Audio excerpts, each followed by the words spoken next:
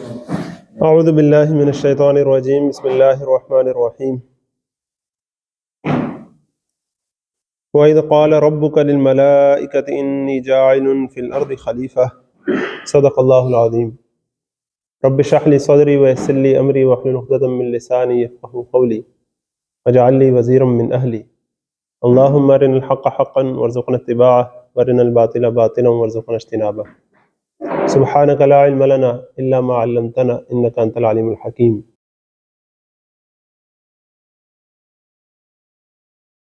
تو آج کا ٹاپک ہے انسانی تخلیق اور اس کا مقصد۔ یہ ہمارا بنیادی ٹاپک ہے انشاءاللہ۔ جیسا کہ اس ٹاپک سے ہی واضح ہے کہ اس کے دو حصے ہیں، پہلا انسانی تخلیق اور دوسرا اس کے مقصد پر۔ تو شروع میں ہم انشاءاللہ کچھ وقت جو ہے وہ انسانی تخلیق کے بارے میں بات کریں گے، اور بہت زیادہ اس کی تفصیل میں تو نہیں جائیں گے، وہ تو کبھی انشاءاللہ اگر موقع ملا کہ کچھ آپ سب نے ایک شارٹ گیدرنگ اسٹوڈنٹس کی اگر میسر آئی تو اس میں اس کی تفصیل میں انشاءاللہ جائیں گے ہم، لیکن اس کے مین جو ہائی لائٹس ہیں اس کو آج ذرا کور کریں گے انشاءاللہ ہم۔ پھر اس کے بعد دیکھیں گے انسانی تخلیق کا مقصد۔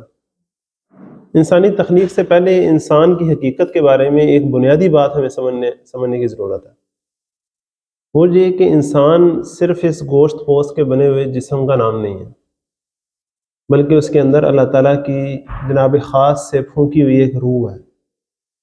انسان ایک مرکب وجود ہے، اس میں ایک روح بھی ہے اور ایک جو حیوانی جسم بھی ہے۔ ان دونوں چیزوں کو الگ الگ بیک وقت سمجھنا بڑا ضروری ہے انسان کو سمجھنے کے لیے۔ ان دونوں وجود کو سمجھنے کے لیے پہلے ہمیں یہ سمجھنا پڑے گا کہ اللہ تعالیٰ جو بھی کام کرتے ہیں ان کاموں کی دو بڑی بڑی قسمیں ہیں۔ شاہ ولی اللہ رحمۃ اللہ علیہ نے جو اپنی کتاب حجت اللہ البالغہ ہے اس میں اس کی تفصیل بیان کی ہے۔ ایک ہے امر اور ایک ہے خلق۔ قرآن مجید میں بھی یہ الفاظ آتے ہیں۔ عالم امر میں جو چیزیں ہوتی ہیں وہ کلمہ کن سے فیکون ہو جاتے ہیں، اس میں نہ کوئی ٹائم لگتا، نہ کوئی پروسیس ریکوائرڈ ہوتا ہے، نہ کوئی مٹیریل ریکوائرڈ ہوتا ہے۔ ٹائم اینڈ سپیس کی اس بندش سے آزاد ہوتے ہیں۔ عالم امر سے تعلق رکھنے والی جو حقیقتیں ہیں ان میں ایک اہم حقیقت فرشتوں کی ہے۔ کوئی وقت نہیں لگتا عرش سے فرش پر آنے میں اور فرش سے اوپر جانے میں۔ اسی طرح جو اللہ تعالیٰ وحی بھیجتا آیا ہے فرشتوں کے ذریعے وہ بھی ایسے ہی ہے، اور پھر وہی جو روح پر نازل ہوتی ہے، تو انسانی روح جو ہے وہ بھی اسی کیٹیگری کی چیز ہے۔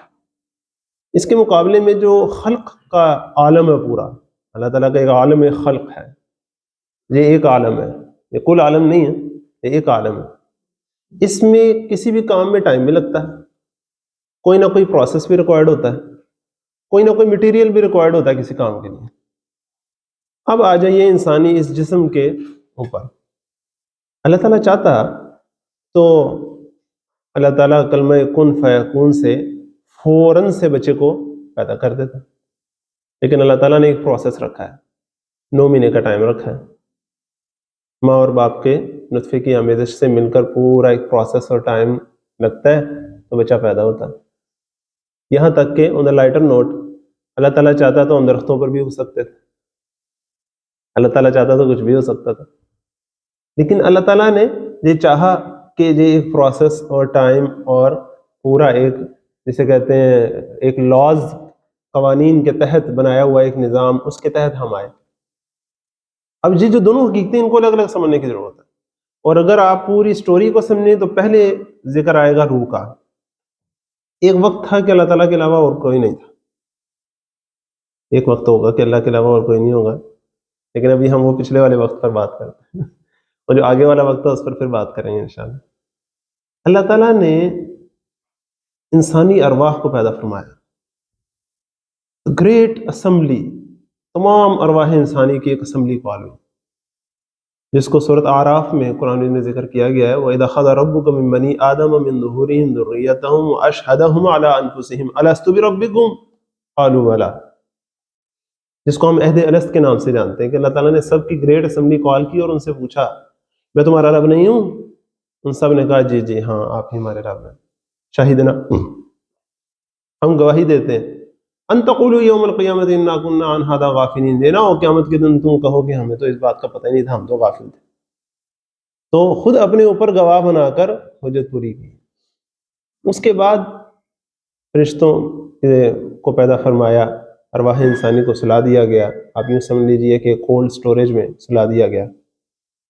اس کے بعد جب اللہ تعالیٰ نے کلمہ کن کے ذریعے اس مادی کائنات کا آغاز کیا، جیسے آج سائنس پہنچی ہے اس نتیجے تک کہ دا بگ بینگ، ایک بہت بڑا دھماکہ ہوا جس سے زمین و آسمان کا یہ پورا جو نظام ہے شروع ہوا. اس کا بھی قرآن مجید میں سورۃ انبیاء میں ذکر ہے. اولم یر الذین کفروا ان السماوات والارض کانتا رتقا ففتقناہما، کیا وہ لوگ جو کفر کرتے ہیں انہوں نے دیکھا نہیں؟ اب آج تو جو کفر کرتے ہیں وہ تو اس بات تک پہنچ گئے نا. تو پوچھا جا رہا ہے کہ وہ جو کفر کرتے ہیں انہوں نے دیکھا نہیں کہ زمین و آسمان آپس میں یکجا تھے، ہم نے اسے دھماکے سے پھاڑ کر الگ کر دیا. وجعلنا من الماء كل شيء حي، اور ہم نے پانی سے ہر زندہ شے کو بنایا. تو آپ سمجھیے کہ جو مبدأ حیات ہے، کرنٹ آف لائف ہے، وہ تو واٹر ہے نا. اور آپ کو پتا ہے کہ اب بھی جب سیاروں پر تحقیقات ہوتی ہیں کہ چاند یا مریخ اس پر لائف ہے کہ نہیں، تو یہ حساب لگایا جاتا پانی ہے کہ نہیں. پانی ہو جائے تو لائف بھی ہوئے گی. ایسے ہی ہے نا، پانی نہیں ہوا تو لائف بھی نہیں ہوگی. Water is life. وجعلنا من الماء كل شيء حي. تو جب بگ بینگ کے نتیجے میں وہ پورے ناری کرے وجود میں آئے اور بڑے بڑے ستارے وجود میں آئے اور گلیکسیز وجود میں آئی، ٹو کٹ اٹ شارٹ اگر میں آپ سے کہوں تو اس پیریڈ میں جو مخلوقات تھیں وہ جن تھے. جنوں کی تفصیلات ہمارا نہ آج کا موضوع ہے نہ ہمارا کوئی اسپیشل موضوع ہے. ٹھیک ہے، آگے چلتے ہیں. کہتے ہیں نا جہاں جن ہو وہاں سے جلدی سے نکل جانا چاہیے آگے. تو اس موضوع کو آگے لے کے چلتے ہیں. اس کے بعد آپ سب کو پتا ہے کہ انہی ستاروں میں سے ایک سورج، اسی کا ٹوٹا ہوا ایک ٹکڑا زمین، اس کا ٹھنڈا ہونا، پھر اس کا سیارہ بننا، پھر اس میں سے بخارات کا اٹھ کر پانی بننا، نشیب و فراز بننا، سمندر اور خشکی بننا، اور جہاں پانی اور خشکی کا امتزاج ہے وہاں سے لائف کا آغاز ہونا. اب آ جاتے ہیں انسانی تخلیق کے بارے میں جو قرآن مجید میں الفاظ آئے ہیں. اندازہ کریں یہ بڑا خاص موضوع ہے قرآن مجید کا. آپ میں سے جو سائنس سے تعلق رکھتے ہیں اور جو ان چیزوں سے تھوڑی دلچسپی رکھتے ہیں ان کے لیے بڑا اہم موضوع ہے، اگرچہ میں اس کی زیادہ تفصیل میں نہیں جا سکوں گا. ہم عام طور پر یہ سمجھتے ہیں کہ انسان کو مٹی سے پیدا کیا، اس کے میں جسمانی وجود کی بات کر رہا ہوں، اس کے روحانی وجود کی بات نہیں کر رہا. لیکن مٹی کی مختلف قسموں کا اللہ تعالیٰ نے ذکر کیا ہے قرآن مجید میں. اگر سارے ان الفاظ کو ذرا لے کر آئیں سامنے تو وہ کیا بنتے ہیں؟ سب سے بنیادی لفظ آتا ہے خلقہ من تراب، پیدا کیا، تخلیق کی اس کی مٹی سے. مٹی میں پانی مل جائے تو اسے تین کہتے ہیں، طا یا نون، تین. اس میں جب چپک پیدا ہو جائے تو اسے تین لازب کہتے ہیں، چپکنے والی مٹی، جسے آپ گارا کہہ سکتے ہیں. یہ کیا ہوتا تھا کہ جب پانی میں مٹی میں پانی ڈال کے پھر تھوڑی سی توڑی ڈالی جاتی تھی پرانے زمانے میں، آرگینک مٹیریل ڈالا جاتا تھا تاکہ اس میں وہ جو ان آرگینک چیز ہے اب اس کے اندر ایک آرگینک خصوصیات آ جائے. اب اس سے جب لیپ کی جاتی تھی تو سیمنٹ کے طور پہ وہ کام کرتی تھی اور اس وہ پھٹتی نہیں تھی. ایسا ہی ہے نا. اب تین لازم سے اگلا جو لفظ آتا ہے وہ آتا ہے صلصال من حمأ مسنون، سڑا ہوا بدبودار گارا. جب وہ اسمیل دینے لگ جاتا ہے تو اس کی یہ کیفیت ہو جاتی ہے. اس سے ایک سٹیپ اوپر چلے جائیں تو ہوتا ہے صلصال کالفخار. سورہ الرحمن میں فرمایا گیا نا، خلق الانسان من صلصال کالفخار وخلق الجان من مارج من نار فبأي آلاء ربكما تكذبان. انسان کی تخلیق کے مختلف مراحل کو ایک جیسے کہتے ہیں نا ہائی لائٹ صرف دی ہیں، زیادہ تفصیل میں اس موضوع پر نہیں گئے. کیوں کہ قرآن مجید کا بیسک موضوع یہ نہیں ہے کہ انسان کو کیسے بنایا. قرآن مجید کا بیسک موضوع یہ ہے کہ انسان کو کیوں بنایا. بات سمجھ رہے ہیں؟ انسان کا مقصد کیا ہے، جس پر ابھی ہم آئیں گے انشاءاللہ. یہ باتیں تو اللہ تعالیٰ نے صرف اس لیے بتائی ہیں تاکہ انسان نے خود اپنے غور و فکر سے جہاں تک پہنچنا ہے اسے پتہ چلے کہ بنانے والے نے تو پہلے ہی بتا دی تھی. اسے پتہ چلے کہ یہ علم کا جو سورس ہے یہ وہیں سے آ رہا ہے، جس نے تمہیں پیدا کیا ہے وہ جانتا ہے سب کچھ. الا یعلم من خلق، بھلا وہی نہ جانے جس نے پیدا کیا. اب یہ جو مختلف سٹیجز ہیں یہ ایک دوسرے سے اپوزٹ نہیں ہے، اس کو بھی ذرا سمجھیں. مثال کے طور پر آپ یہاں سے باہر نکلیں، آگے جائیں، ایک خالی پلاٹ ہو، آپ دیکھیں اچھا پلاٹ ابھی تک خالی ہے، چلے جائیں. اگلے دن آپ وہاں سے گزر رہے ہوں تو کچھ لوگ وہاں کھدائی کر رہے ہوں. آپ ان سے پوچھے کیوں ہے پاجی کی کر رہے ہو؟ وہ کہ ایسے تھے مکان بنا رہے ہیں. آپ نے اچھا چلے جائیں. اگلے دن کوئی اور گزرے, اس وقت وہ بنیادیں ڈال کے ان کی دیواریں کھڑی کر رہے ہوں. تو بندہ پوچھے پاجی کی کر رہے ہو؟ کہ ہم مکان بنا رہے ہیں. وہ بھی چلا جائے. کچھ دن بعد پھر کوئی بندہ گزرے, وہ دیکھیں کہ وہ لینٹر ڈال رہے ہیں. پوچھے پاجی کی کر رہے ہو؟ وہ کیا کہیں گے؟ مکان بنا رہے ہیں. اپرنٹلی 3 مختلف کام تھے, ایک میں کھدائی ہو رہی تھی, ایک میں دیواریں کھڑی ہو رہی تھی, ایک میں لینٹر ڈال رہا تھا. لیکن بیان کرنے والے نے کیا بیان کیا کہ مکان بنا رہے ہیں. وہ ایک ہی چیز کے مختلف پروسیس کو جنرلی کیا بیان کیا گیا کہ مکان بنا رہے ہیں. تو اپرنٹلی چیزیں مختلف ہو سکتی ہیں, یہ پانی مٹی گارا یہ سارا, لیکن یہ ایک ہی چیز کے مختلف مرحلے آپ اسے کہہ سکتے ہیں. اس کے بعد جو ایک انسان جو پیدا ہوتا ہے وہ کن کن مراحل سے گزرا ہے, نطفہ, پھر موضع, پھر علقہ, پھر اس پہ ہڈیوں پر گوشت کا چڑھنا, وہ ساری بھی قرآن مجید میں تفصیلات آتی ہیں. تو یہ پورا جو ہے یہ قرآن مجید کا بڑا ایک خاص موضوع ہے, اور جو قرآن مجید کے طالب علم ہیں ان کے لیے اس میں بڑی اللہ تعالیٰ کی قدرت کی نشانیاں ہیں. لیکن اب آگے آ جاتے ہیں. اللہ تعالیٰ کی جتنی بھی مخلوقات ہیں ان کو اگر آپ تقسیم کریں, اپنے ذہن میں کیٹیگرائز کریں, تو سب سے بیسک جو اللہ تعالیٰ کی کریچر ہے نا وہ جمادات ہے, فزیکل آبجیکٹس. جس طرح یہ گھڑی پڑی ہوئی یا میز پڑا ہوا ہے, ٹھیک, فزیکل آبجیکٹس. آپ اس کو ڈیڈ میٹر بھی کہہ سکتے ہیں جس میں لائف نہیں ہے. ان کو اسٹڈی کیا بڑا بہترین نیوٹن نے, اور اس کے جتنے بھی قوانین ہیں وہ آپ کے سامنے ہیں. اور اس میں بڑا ایک خاص قانون جو پہلا ہے وہ کیا ہے, انرشیا کا قانون ہے. کہ یہ گھڑی پڑی ہے نا یہاں, یہ از خود یہاں سے ہل نہیں سکتی جب تک کہ اسے کوئی لائے نا. اور اگر کوئی چیز موو کر رہی ہے تو وہ خود روک نہیں سکتی جب تک کوئی اسے ایکسٹرنل فورس اس پر ایکٹ نہ کرے. یعنی کہ اس کے پاس انٹرنلی کوئی میکانزم نہیں ہے, وہ گریوٹی اور اسی طرح کی دوسری جو فزیکل فورسز ہیں ان کی پابند ہے. بات سمجھ رہے, ان کے سامنے وہ مجبور ہے, ان کی پابند ہے, آزاد نہیں ہے ان سے. جبکہ اس سے اوپر جو سٹیپ اٹھتا ہے وہ کس کا ہے, وہ نباتات کا ہے. جمادات سے اوپر کیا ہے, نباتات. نباتات اور حیوانات دونوں ہی اصل میں لیونگ آبجیکٹس ہیں, لیکن ان میں سے نباتات کو میں نیچے رکھ رہا ہوں اور حیوانات کو اوپر رکھ رہا ہوں. تو پہلے نباتات کی بات کرتے ہیں. نباتات جو ہیں وہ نسبتاً ان فورسز سے ذرا فری محسوس ہوتے ہیں. گریوٹی نیچے کھینچتی ہے, درخت اوپر کو چڑھتا ہے. محسوس کریں.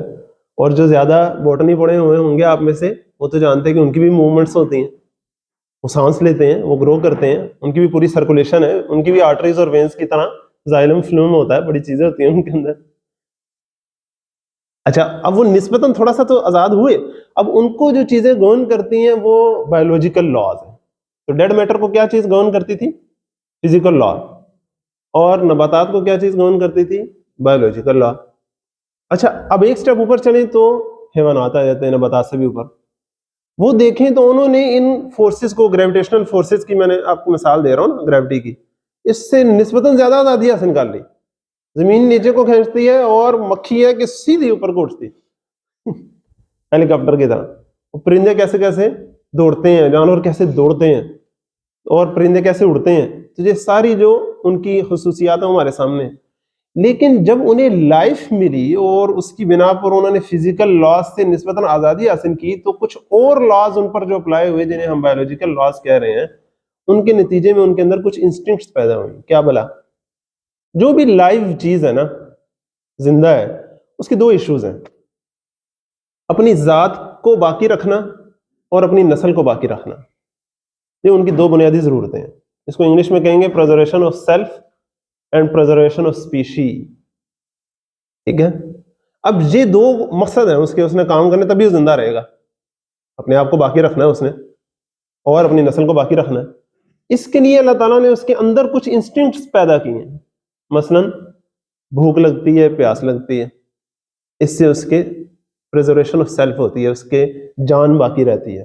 اگر بھوک پیاس نہ لگے انسان کو تو کام ہی ختم ہو جائے اس کا. اسی طرح اس کے اندر جنسی جذبہ ہے, سیکشول اس کے اندر فیلنگ ہے, جس کی وجہ سے اس کی پوری نسل کا بقا ہے. اسی طرح کچھ اور بھی چیزیں ہیں, اس کو غصہ آتا ہے, وہ اپنے دفاع کے لیے آگے بڑھتا ہے, دوسروں پر چڑھ دوڑنے کی اس کے اندر ایک صلاحیت ہے اور ایک خواہش ہے. اب نیشنل جیوگرافک دیکھیں تو وہاں ہوتا ہے نا, شیر ہے, وہ شیروں سے لڑ رہا ہے, وہ باقی ہیں ایک دوسرے کے اوپر جو ہے وہ ان کی بھی پارٹی بازی ہے، اور ایک چل رہا ہے کہ جی ہمارا علاقہ ہے، جی ادھر ہے، جی میرا شکار ہے، ایسے ہے، جی میرا میٹ ہے، ان کا بھی سارا سسٹم چل رہا ہے۔ تو یہ بنیادی انسٹنکٹس ہیں جن کی بنا پر ان کی جان اور نسل کی بقا کا انحصار ہے۔ لیکن ذرا باریک نقطہ نظر سے دیکھیں اگر آپ، تو یہ جانور جو ہیں یہ اپنے ان انسٹنکٹس کے ہاتھوں مجبور ہیں۔ جس طرح ڈیڈ میٹر جو تھا نا وہ اپنے فزیکل لاز کے ہاتھوں مجبور تھا نا، اس طرح جو حیوانات ہیں وہ اپنے ان انسٹنکٹس کے ہاتھوں مجبور ہیں۔ کیا مطلب؟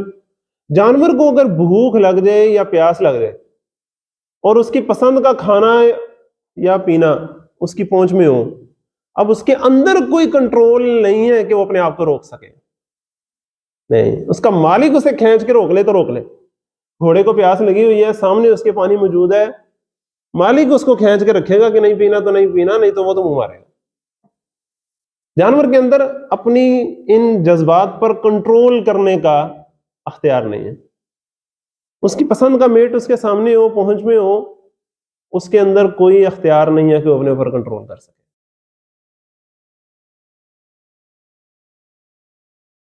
اب اس سے اوپر سب سے اعلیٰ جو مخلوق ہے وہ انسان۔ ذرا اندازہ کریں، اس کو بھی بھوک لگتی، اس کو بھی پیاس لگتی، اس کے اندر بھی جنسی جذبہ ہے، غصہ آتا ہے، اپنا دفاع کرتا ہے، ایک دوسرے کے اوپر چڑھ دوڑنے کی اس کے اندر بھی خواہش ہے، لیکن وہ اپنی ان تمام انسٹنکٹس پر کنٹرول کر سکتا ہے۔ اللہ تعالیٰ نے انسان کو کیا دیا؟ کنٹرول دیا اپنے ان جذبات۔ یہ وجہ ہے جس سے وہ حیوانوں سے مختلف ہے۔ وہ حیوان نہیں ہے، نرا حیوان نہیں ہے، اللہ تعالیٰ نے اسے اپنے اوپر کنٹرول دیا ہے۔ اس کنٹرول کا نام ہے عقل عربی میں، سمجھ بات؟ یقال جو ہے نا، یقال، وہ عربی میں اس رسی کو کہتے تھے جو اونٹ کو باندھنے کے لیے استعمال ہوتی تھی۔ عرب صحرا میں اونٹ استعمال کرتے تھے، اسے باندھنے کے لیے جو رسی استعمال کرتے تھے اسے یقال کہتے تھے۔ جب اونٹ کے اوپر سوار ہوتے تھے تو وہ رسی اپنے سر پہ باندھ لیتے تھے۔ اب آج کل اونٹ پر تو نہیں بیٹھتے تو گاڑیوں پر ہیں، لیکن وہ رسی ان کی تہذیب کی ایسے پہچان ہے کہ انہوں نے سر بنے ہوندے نا جڑے، وہ ایویں نہیں بنے ہوندے، ان کی تہذیب کا نشان ہوتا ہے۔ تو وہ اپنے اونٹ کو روک کر رکھنے کے لیے، کنٹرول میں رکھنے کے لیے وہ رسی استعمال کرتے تھے۔ ایک طریقہ تو وہی ہوتا تھا کہ اسے باندھ دیا کسی کھونٹے سے، جس طرح ہم باندھتے ہیں جانور کو۔ ایک دوسرا سٹائل کیا ہوتا تھا کہ ٹانگ کو فولڈ کر کے نا تو ٹانگ باندھ دیتے تھے ایک، جس سے وہ ہلکا پھلکا چل پھر سکتا تھا قریب اور چل سکتا تھا، لیکن زیادہ دوڑ کے دور نہیں جا سکتا تھا۔ اب یہ تھا عقال۔ تو عقل کہتے ہیں بریک کو۔ تو انسان کے پاس دو چیزیں ہیں، ایک ایموشنز ہیں، ایک جذبات ہیں جو اسے آگے کو لے کے جانے کی کوشش کرتے ہیں، اور ایک عقل ہے جو بریک لگا کے رکھتی ہے۔ ان دونوں چیزوں کا مجموعہ ہے انسان کی پوری سائیکالوجی، اگر آپ غور کریں نا، ایسے ہی ہے نا۔ اور ان دونوں چیزوں کا توازن ہے جو انسان کو قائم رکھتا ہے۔ ایک بھی چیز اگر زیادہ ڈالے ہو جائے تو کہتے ہیں تھوڑا سا مسئلہ ہو گیا، کہتے ہیں نا جذبات بالکل ختم ہو جائیں، بالکل آرام سے بندہ بیٹھا ہے تو کہیں گے تھوڑا سا ڈپریشن ہے، کوئی مسئلہ ہے۔ اور اگر کنٹرول نہ رہے جذبات پر، خام خبر کرتا رہے، پتہ ہی نہیں کہ کدھر کیا بات کرنی کیا نہیں، تو پھر بھی کہیں گے تھوڑا سا مسئلہ ہو گیا، کہیں گے نا۔ ابھی کل کی بات ہے، میں ہاسپٹل میں تھا تو او پی ڈی جانا ہوا، لفٹ میں بیٹھا تو ایک بزرگ، کافی زیادہ بزرگ، نیف و نازک، وہ لفٹ کے اندر داخل ہوئے، پیچھے ایک ہٹا کٹا نوجوان، تو وہ ان بزرگ کہتا ہے آگے لوگو۔ میں نے دیکھا اچھا، وہ آگے پیچھے وہ بھی آ گیا، دروازہ بند کرنے لگانے لگے، تو پھر اس نے ایسے ہی بزرگوں سے نہ کوئی بدتمیزی سے بات کی۔ میں نے کہا جی آپ کے کیا لگتے ہیں؟ کہتے میرے فادر ہے۔ میں نے کہا پھر تھوڑا حوصلے سے، آرام سے۔ اس کے فادر کہتے ہیں اس کو چیک کروانے آئے، بات سمجھ رہے، چیک کروانے آئے، تھوڑا سا اس کو مسئلہ ہے۔ اب باقی جو بھی تھے لفٹ میں، وہ سارے لفٹ کے یہی کرتا رہا، کبھی کسی کو کچھ، کبھی کسی کو کچھ، اس کا علاج کروانے آئے ہوئے تھے، اس کو پتہ نہیں تھا کہ میں نے کیا کہنا۔ تو یہ جو بریک اور ریس، یہی دو چیزیں ہیں۔ اب انسان کو اللہ تعالیٰ نے اپنے جذبات پر کنٹرول دیا کا کیا مطلب ہے؟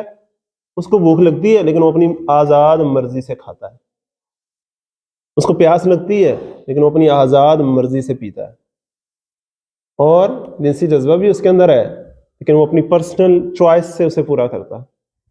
یہ ہے جو انسان کو اللہ تعالیٰ نے کنٹرول دیا ہے، جس کی وجہ سے وہ اشرف المخلوقات ہے۔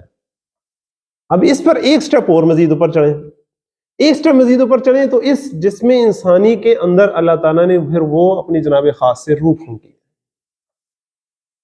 اس روح کی وجہ سے بھی اس کے اندر کچھ جذبات پیدا ہوئے ہیں. اب ایک طرف اس کے روحانی جذبات ہیں، ایک طرف حیوانی جذبات ہیں، درمیان میں ہے آزاد انسان جس کو پورا کنٹرول ہے، اما شاکرا و اما غفورا، جو دل کرتا کر لو. ادھر سے بھی آواز آ رہی ہے، تم ادھر سے بھی آواز آ رہی ہے، now decide what you want to do. یہ ہے اصل انسان. اس کیفیت کو سمجھیں، یہ پورا عظیم. اپنے اندر نا اس پوری کشمکش کو انسان کو محسوس کرنا چاہیے. جب تک اس کشمکش کو محسوس نہیں کریں گے نا تب تک بات نہیں بنے گی، سمجھ نہیں آئے گی کہ بھئی مسئلہ کیا ہے. بڑے لوگ یہ سوال پوچھیں گے اسٹوڈنٹ، کیا مسئلہ ہے؟ جانور سے تو پوچھ کچھ نہیں ہونی، وہ بھی تو کھاتے پیتے ہیں، انجوائے کرتے ہیں، ہم خامخواہ اس مخمصے میں پڑ گئے.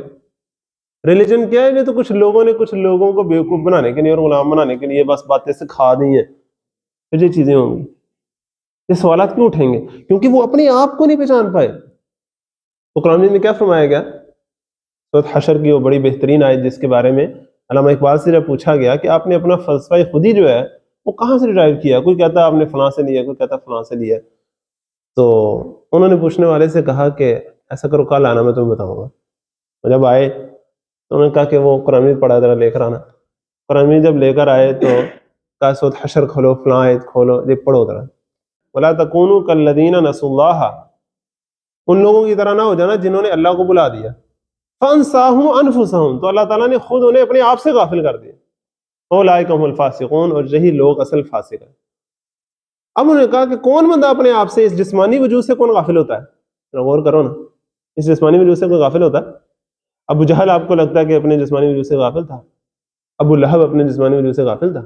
نہ، اپنے جسمانی وجود کی تو بڑی کیئر کرتا ہے انسان. یہ جو کون سا اپنا آپ ہے جس سے انسان غافل ہو جاتا ہے؟ یہ ہے وہ اپنا آپ، وہ اپنی خودی جو اللہ تعالیٰ نے انسان کے اندر رکھی ہے. خود شعوری کی ایک کیفیت دی ہے. اللہ تعالیٰ ہمیں وہ محسوس کرنے کی توفیق عطا فرمائے. جس دن ہم وہ محسوس کر گئے نا اپنے آپ کو کہ ہم ہیں کیا، بیڑا ہی پار ہو جائے گا، لگ پتا جائے. اب یہ جو انسان ہے جس کی دونوں طرف کشمکش چل رہی ہے، یہ کشمکش کس طرح کی ہے اس کو ذرا ہم اس سے ذرا سمجھتے ہیں. آ جائیں، اب ہم سلائیڈ کی طرف آ جاتے ہیں.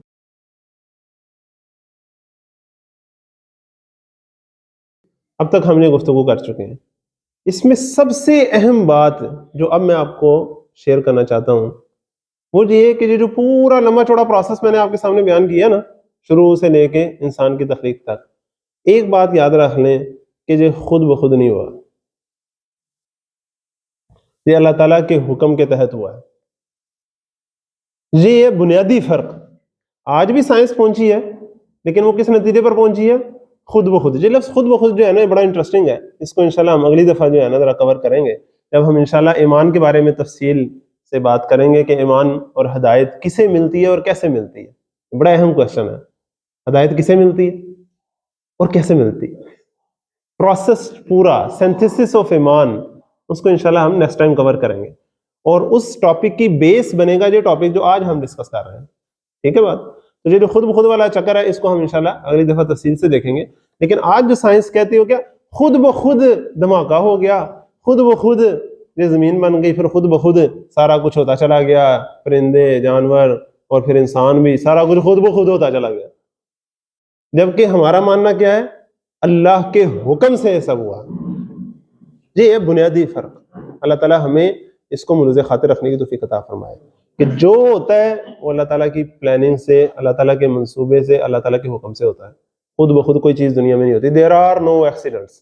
یہ آپ نا اپنے ذہن میں پوری طرح فکس کر لیں، یہ انشاءاللہ آگے بھی ہمارے بات کام آئے گی. اب یہ جو ساری چیزیں ہیں جو ہم ڈسکس کر چکے ہیں، اس سے اب نیکسٹ اسٹیپ پر چلتے ہیں.